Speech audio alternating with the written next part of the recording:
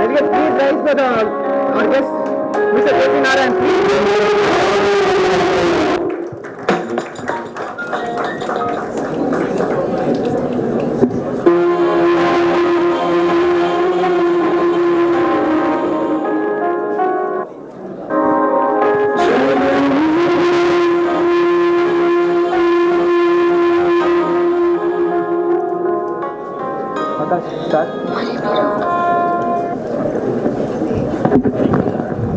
I request everyone to please settle down right now as we are beginning. Yeah. Think afresh. Why does human society require organization and leadership? You know, but organize your thoughts. Come up. There's no correct answer or wrong answer. Don't worry. Just participate. Don't break my heart. Please think. Come up with an answer. Why? Yes, please. I would say there is no need for leadership for every human being because we have come to the stage of evolution. But since we have somehow turned out to become too lazy, or we have been treating ourselves in such a way that we are depriving ourselves of all the capabilities that we have gained by this evolution, and each and every individual who can be a leader unto himself and can organize from within is missing that part. We are having at least one person or an entity who is guiding us from behind and from before, so that this organization, integrity and faith as well as trust are maintained. Okay, that's one perspective. Anybody else?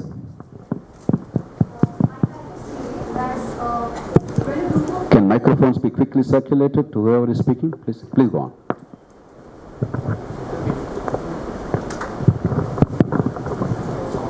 When a group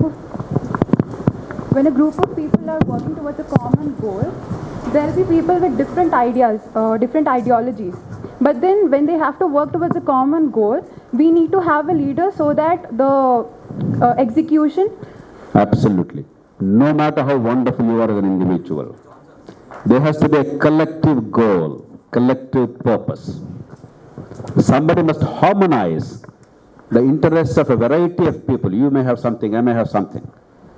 This group may have something. In a country like India, this caste, that region, that religion, that language group, we all have our interests. So somebody or a group, not one individual always, but a group, or whatever, a system to harmonize these interests. Sometimes they may be in conflict. Unless you harmonize those interests, you will not be able to achieve goals.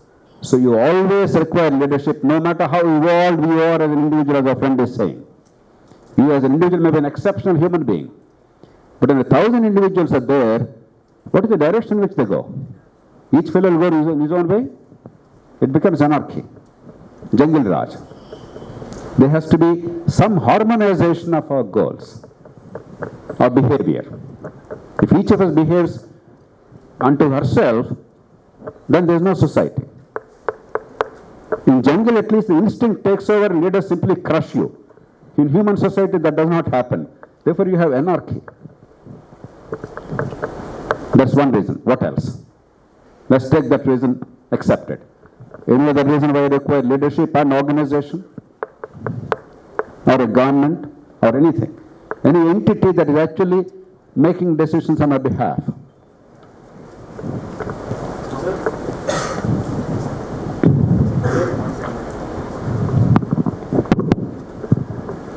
As you said, sir, people as an individual, they have their own set of rules and they have their own set of principles.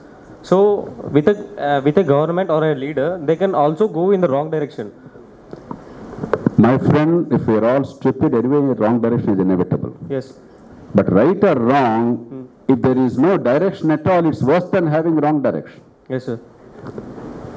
It does not mean a leader is always a good fellow. Okay. You always put the right fellow. It doesn't mean that the idea is always a right one. We commit mistakes. But collective entities require, for instance, today, 11 o'clock we'll meet and discuss this. 12 something else. It may be right decision, wrong decision, I do not know. You all figure out you have a process by which the decision is made. Right? But if the decision is not made at all, If we simply call 250 people and say there is some conclave, nobody knows what that means, nobody knows what will happen when and where and how, nobody knows who does what will happen? Chaos and destruction. Exactly. It doesn't mean that the organizers are wonderful. They may be messy.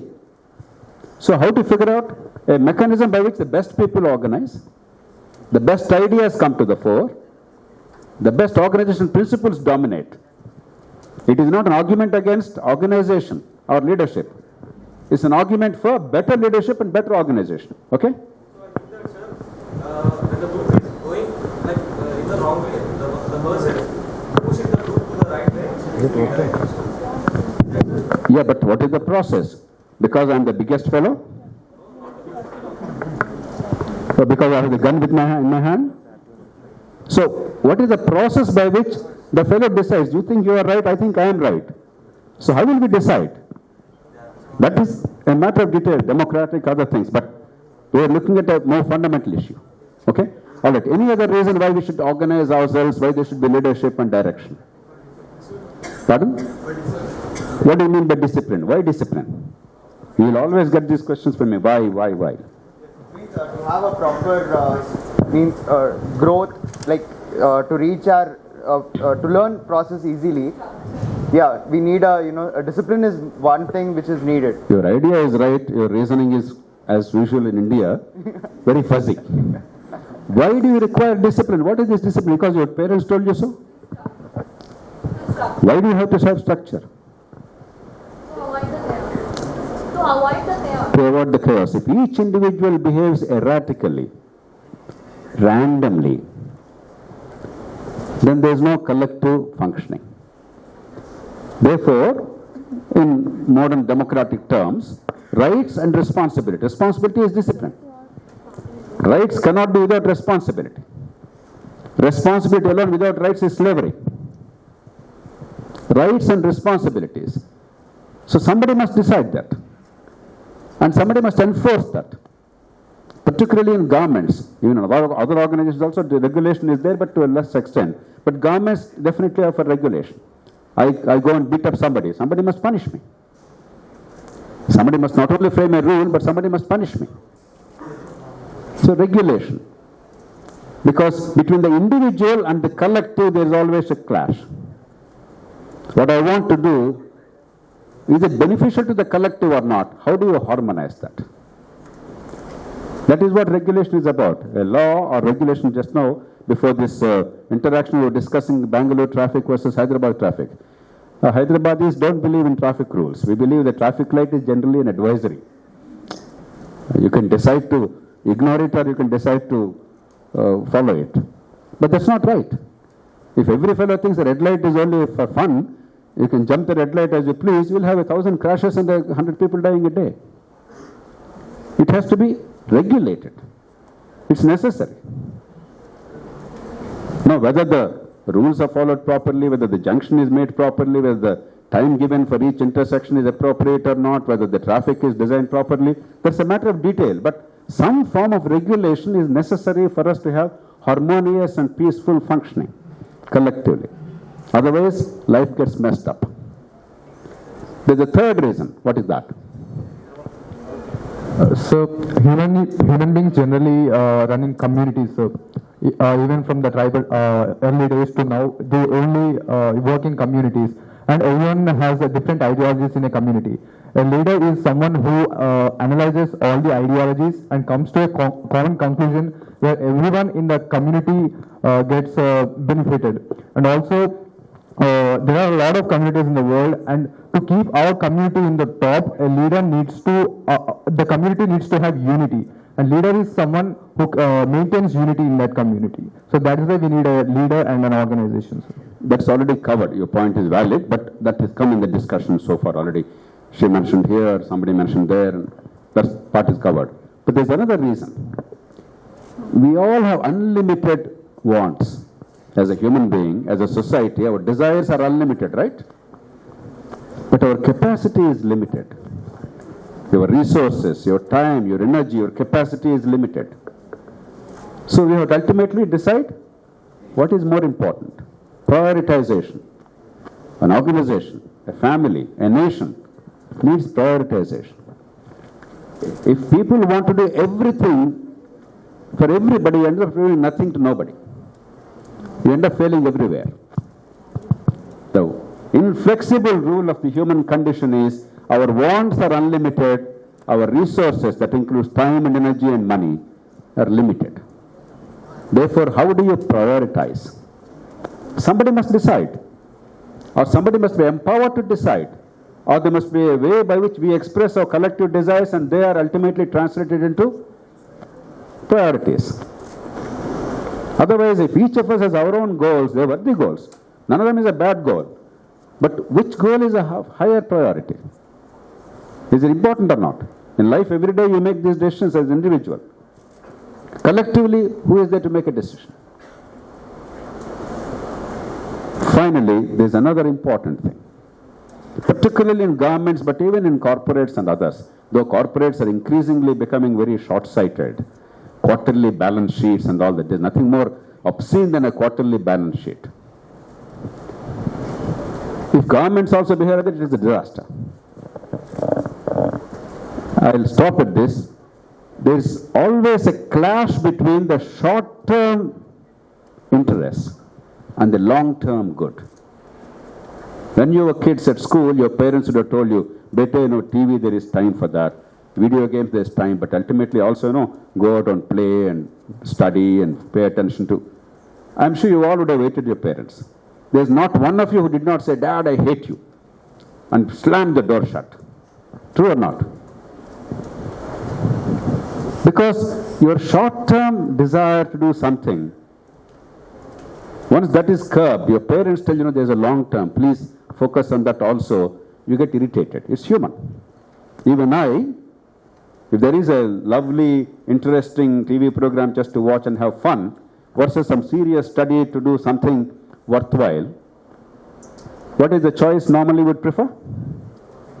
The fun thing, right? Nothing wrong with that. But if I always focus only on the fun and the short-term pleasure, ignoring tomorrow and the day after, there will be a disaster awaiting all of us. So one of the greatest challenges of leadership is how do you make people reconcile the short-term pain with the long-term gain? If you only have the short-term pleasure, there's no long-term gain, societies stagnate or decline. But if you only say the long-term good, but there's no short-term pleasure, then you become very slavish and people lose all interest in life. Somewhere, some kind of a reconciliation is required. You talked about nation building, you talked about policy, you talked about leadership. They're all about these four things we discussed. Whatever be the level, whichever be the nation, remember the purpose always. And just one thing before I conclude this part, and I leave it to you for questioning.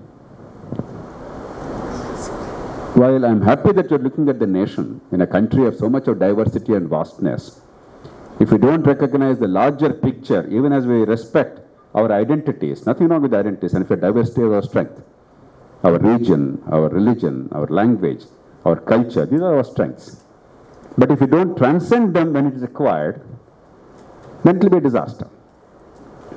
But we must go beyond that. We're talking about mock United Nations.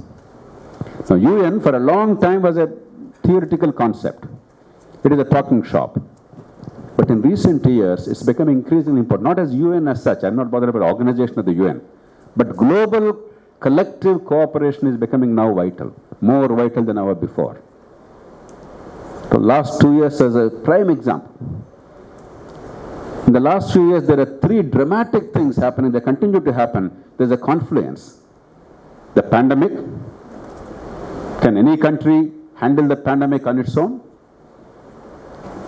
From preventing the spread to generating the technologies, to manufacturing the vaccines, to spreading the knowledge, to doing 1,000 things, impossible. It cannot be handled locally. The problems anywhere, they affect everybody everywhere. Pandemic is a great example. Migration, with increasing demographic and economic challenges, with regional imbalances world over, there's a tremendous push for migration, tremendous resistance to invite or allow migrants. You've seen the other day in the English Channel, You've seen earlier from Syria, etc., to Europe. You keep seeing in Asia all the time, all over the world. It's going to get worse because the birth rates are increasing in Africa, or at least they're very high. They're not increasing, but they're very, very high. Very, very high. Fertility rates are very, very high. Asia is slowly now becoming more stable, but much higher than Europe and Americas. And the birth rates are dwindling in some countries. There's a demographic challenge in some countries of one kind. There's a demographic problem of another kind in another country. But we're not able to deal with that because we have the nation-state mindset. It will not change overnight, but during your lifetimes it has to change. Otherwise the world will be a messy place. There will be vast continents which will be depopulated. Africa will have probably 2 billion people. It already has 1 billion people. It will have maybe 2.5, 3 billion people maybe by the time population growth stops there. And the planet Earth cannot handle that. The third is global warming. Just a few days ago you have seen COP26, you followed, right? None of these three can be handled within the boundaries of a nation. And these three, they epitomize the challenges of mankind collectively. The pandemics, it's not merely one pandemic today, it could happen tomorrow, day after. The global climate challenges and human migration. So what I want you to do as human beings with a long life ahead of you is think of the nation but go beyond the nation. This is the first time in human history that you need to actually do that. Earlier, it was theoretical, was there Kutumbakam and all that. But today, it is existential. It is necessary. Without that perspective, without the smarts and the innovation and the ability and the leadership to address these transnational challenges of humongous magnitude, bring everybody within a country, within a state, within a town, within a village, we're finding it so hard to bring people together. Across nations, different skin colors, religion, region, people who don't even know what that country is. There are so many countries whose names you and I don't even know. We don't know where they exist. And we have to work together. Imagine that. Humongous challenge. Unbelievable challenge. But without addressing that challenge, if we learn anything from what's happening in the world today is, our future as mankind will be in peril. Don't ignore that. I am a little disappointed that while you talked about mock United Nations, there is nothing global in whatever little you have sent me, the papers. So mock United Nations merely, you used a phrase. I am not bothered about the United Nations. A form of organization is irrelevant to me. But if we do not have the capacity to think collectively as human species, and work collectively, and innovate collectively, and find solutions collectively for all the global problems, it will be a terrible, terrible planet. It could be wonderful if we really figure out how to collectively address these challenges, because for the first time in human history, you have the resources, you have the technology, you have the managerial capacity. All you require is innovation and the will and the ability to transcend all these barriers, the narrow domestic walls, as Tagore called.